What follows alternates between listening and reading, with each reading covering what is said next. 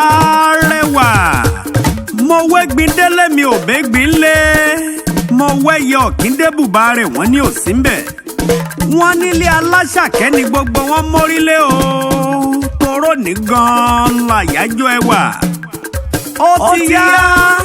èrò ìyàwó ẹwà bá ń bọ́ lọ́pọ̀ ẹwà yìí dúpẹ́ Motúnráyọ̀ Àṣàkẹ́ aláṣẹ Orex Beauty ló ń ṣọjọ́ bí lónìí ńlẹ̀ Zainab Motúnráyọ̀ aya Ọ̀kẹ́ ọjọ́ tàbí ẹ ti pé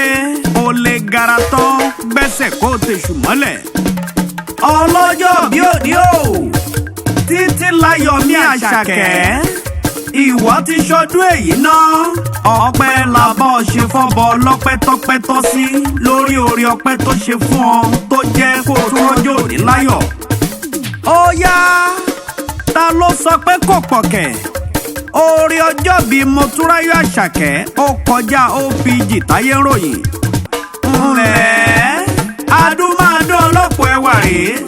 abẹ́yí funfun kéke pọ́rọ́kọ́tọ́ bí ọ̀ká èyí mẹ́nubú mọ́mí twins ní mòròyìn ó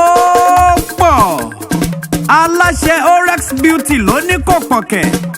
aya Ọ̀kẹ́ ló ní káyọ̀ wá bóun dúpẹ́ fọba dániwáyé lórí dídá tó dáhùn sí dòní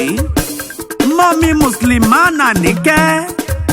mọ́mí Mùmínà Àbíkẹ́ ó ti ṣọdún èyí ná lágbára kábíyèsí Èdùmàrè ó sì túnṣe mí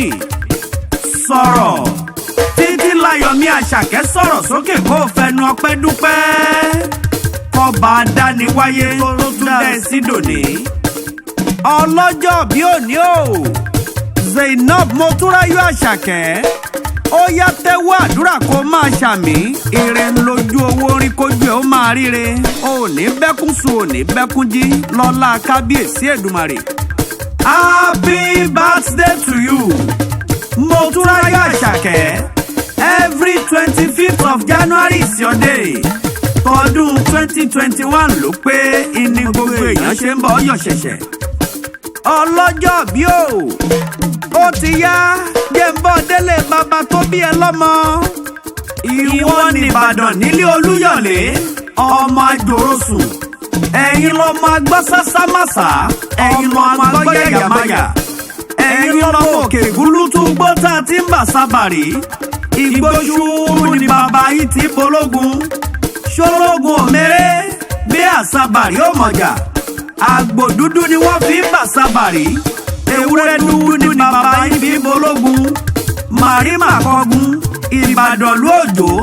ìlú Àjàyí ìlú Ìbíkúnlé ìlú Ògúnmọ́lá olódò kẹ̀ríkẹ̀rí lójú ogun òbọ̀ kẹrẹrẹ bí ìyá àgbàlá Ògúnmọ́lá jókòó bàbá ẹlòmíì lọ ẹ̀yin lọ́mọ olópin màlẹ ṣọ́bọ̀yọ̀kẹ́ ọmọ àríkè ọgbọ́n kan òjò làárọ̀ bí wẹ̀ nílé àrólú owó olópin ará ògbòdò ṣọ́bọ̀yọ̀kẹ́ ọmọ kẹ́mi òjò tọ́ya kí wọ́n gbé fọ́ya gọ̀nàkù ẹ̀yìn òjò tòṣà ẹ má ṣe gbé mi fòṣà láwẹ̀ ọlọ́jọ́ bí òní o Zainab Motúnráyọ̀ Àṣàkẹ́ aláṣẹ Orex Beauty tó kárí ayé tó bá wá ń gbọ́ kíkí yìí gbogbo olólùfẹ́ rẹ̀ kárí ayé ni wọ́n ń pè happy birthday to you.